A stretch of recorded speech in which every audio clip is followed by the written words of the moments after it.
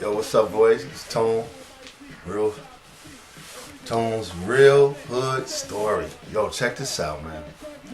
It says just what it says in there. How I came across part of Flash's record collection. So, yo, one summer I was working as a messenger. 1 year as a messenger. And I worked in this spot. So you had to report to the dispatch room and wait for assignments. They give you something to deliver, you go deliver it. So during 1 year they hired this chick. I won't say her name. Well, I'll say her name is Ann. So they hired Ann. Ann was very cute, a little bit on the heavy side, but curvy, thick. You know the kind. Thick, but curvy. Not rolls. Everything was curved, nice. She was cute, but I never tried to hit on her. I was cool. I never even paid her any mind. But I guess she paid me mind because, when you used to come into work to do the messenger work, no joke. All them niggas in there, no sweat, but, they was bummy. Niggas didn't bother to dress up or nothing. I like to dress. And I wasn't wearing nothing crazy. I just like to wear, first of all, I didn't want to look like a messenger. I had this thing where, I don't want to be all dirty and bummy and sloppy. Because my mindset was, okay, this is for an agency that got me a job as a messenger. I'm going to be messaging to other buildings, so I want to be as fresh as I can. I said, I'm not using your mail bag. I'm not using that. I had my own little bag that looked like, so mostly everywhere I'm walking, it looks like I'm going to an interview. Nice shirt on, nice belt, nice slacks, nice shoes, clean cut, shaven. I'm together. I'm trying, because every time I went to a building, that was my opportunity to say, excuse me, do you have an HR department? And that's what I would do, go to the HR department, fill out an application, and leave. So you get to know people. So they hired Annette. She's there. Not really paying no mind. Good morning, Annette. How you doing? Not really, I'm not flirting with her. I'm not doing nothing with her. But it's the holidays pop around. And I think it was New Year's Eve or Christmas Eve, but don't quote me on that. It was New Year's Eve. Matter of fact, it was New Year's Eve. And everybody's waiting to get out of there. I'm waiting to go get myself together, get fresh and go live, But the next thing I know, as the day comes to a close, I'm sitting at the game table where we all sit at and kind of chill, waiting for the clock to hit 5. And as soon as the clock gets close to 5, a little matchbook comes sliding down the table. So I'm like, what the fuck? I open the matchbook. The matchbook says, do you want to come to a party? Annette. I wasn't supposed to say her name. But it could be 1,000 Annettes out there. So I look at her, I was like, yeah, sure, I like to go to a party. So I'm thinking, she likes me or whatever. And mind you, I'm being respectful. So she, okay, cool. So at the end of the day, my coat on, her gear on, and so I walk with her, we start talking, kicking it, and get on the train. It's a long ride. She lives way up there in the Bronx. So we get up to her crib. She's got a few friends there. They really cool. We introduce each other. Everyone's smoking some L's and drinking, and we bring in the New Year's. Everybody's hugging. We're dancing all night, having a good time. So that night comes to an end, and the friends go home. So I start getting my shit together because I got to make this ride back to Brooklyn. She's like, comes to me, whispers in my ear and says, yo, you don't have to go home. You can stay if you want to. You can stay, or something to that effect. I was like, yeah, cool. So everybody leaves. She locks up. I said, so if you got a couple of sheets, I appreciate you letting me stay. I'll lay right here. She's like, no, you can sleep with me. Okay. No, we sleep, or we don't sleep. And thus begins our relationship for the summer. Because this was a one summer fling. This is what you call a real summer fling. So we get along really great. I stayed the next day, whatever, and then eventually I went home. But, you know, go to work, we see each other, maybe we might have a lunch or two together. But every Friday night, me and her go back to her crib, and I'd stay till Sunday night. So it was Friday night to Sunday night, we hung out together at her house, and during the week we worked together. And we didn't go a lot of places though, like date. But the relationship did get a little, you know, somewhat a little different at the time. So there comes a time where she asks me, okay, no, she asked me that she said she wanted another baby. And I was like, for me? Like, and she's like, yeah, you know, I want you to give me a baby. And I'm like, I don't wanna, I'm only 19 years old. I don't really want to be a father like that. But what she did at the time was, I think what was going on at the time was, she was collecting welfare as well. No judgments there. I grew up in a single parent home. And yes, welfare, food stamps fed us. So I explained to her that, you know, I'm not ready to be a father and that. But she gave me her verbal, at the time, her verbal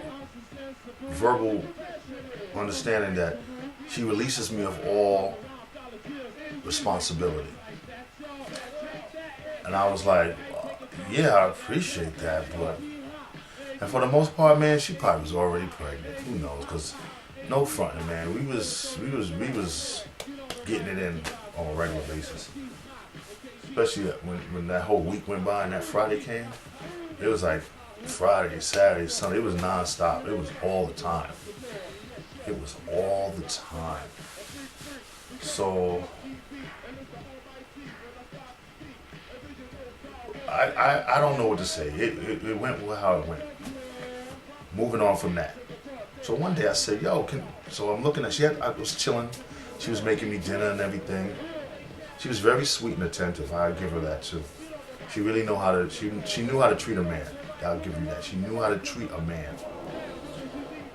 Yo, I said, yo, you got a lot of records here. You mind if I throw something on, put some music on? She was like, yeah, go ahead, do your thing. So as I'm going through the records, just checking them out, because remember, my brother's a DJ at the time. So I wanted to see what kind of records she had, just out of curiosity. So as I'm going through the collection, I started noticing that I'm seeing like doubles. A lot of double. There was a whole section where it was double records. Yo, they were break beats, yo. But as I started going through the crate, through the records one by one, I started noticing that they had scratches on them, rub out marks, stickers covering the labels, instructions on what side 1, track 2, side 2, track, and then that's when I saw it. Flash's signature. And I pulled out one particular set of records, and it had his name. He had scratched it all over the the cover and inside on the label. He scratched his name, Flash. I said, Annette. I keep saying her name. Yo, well, how you got? Is this? I said, yo, is these records belong to Grandmaster Flash? I mean, who's Flash? Who? Like, what? She tells me, yo, I used to go out with him. I'm like, you used to date Grandmaster Flash? He said, yeah, he used to play in that park right across the street from me. We were dating, and whenever he would have late night jams, and he couldn't take all the records home, we were dating, he would leave them here. But I've had those records for years, he never came back. Yo, she used to date Grandmaster Flash. So no, don't take this the wrong way, but let me blink this.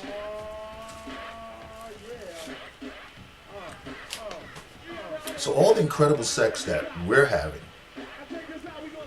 you've had same incredible sex with Grandmaster Flash. So it's safe to say that you call it what you want. Grandmaster Flash sloppy seconds, call it what you want, no disrespect. Am I having sex with the same woman that Grandmaster Flash had sex with? What a connection. He was in this house. in this bed, in that seat, on this couch. So I said, yo, what you gonna do with the records? So you said that, yo, you said he had the record for years. He said, yeah, he never came back, he never called, I lost touch with him. I said, well, what are you gonna do with him? She says, I was gonna throw him out. I said, no. I said, can I have them? She said, you can have them. Yo, for the next, I don't know how many weeks it took, I didn't have nobody that had a car to help me come get them. So the only thing I could do is I had to wait. Every Friday, I would pack in as much as I could into a knapsack and close it. And on Sundays when I left, I'd carry them back on the train all the way to Brooklyn. A 2-hour ride, by the way. Then wait the whole week, go back on another Friday, stuff them in again. So you could see my dedication to getting these records. When I finally got every last one of them home, I had about 3 crates, milk crates full of Grandmaster Flash's personal record collection. And me and my brother scratched those breaks and played those breaks, and yo, they were dope breaks. Not the ones not the most famous breaks, but definitely some breaks that if you wanted to like hit somebody with something dope that wasn't in the regular cycle. So I kept those records for years, man, for a long time. But then eventually, my cousin Mike, he got hooked on those crack blunts. And my man Please upstairs, he got hooked on those crack blunts. Them niggas stole a couple of them crates from me. Probably sold them for some woolers. They were smoking woolers back then. You know when you crush the crack up, put it in a blunt? They was doing that dumb shit. So they snatched a couple of crates from me. I put some bumps on them for that. The crates eventually made it all the way back here in 03. But a couple of summers later, I end up getting rid of them.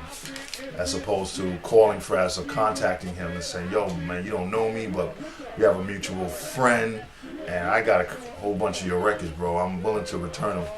But I wasn't thinking like that at the time. My mindset wasn't there. But I had, that's how I got hold of 3 to 4 crates of Grandmaster Flash's personal collection. I had them for a long time. Oh, what a story, right? That don't even make no sense, but it really happened. So I had his Flash's record, and I used to date his old girlfriend. So I'm not even sure what to call this video, but I'm probably gonna end up calling it. Tony's Reallyhood Story. I used to date Flash's ex-girlfriend. I dated Grandmaster Flash's ex-girlfriend. Later, suckers.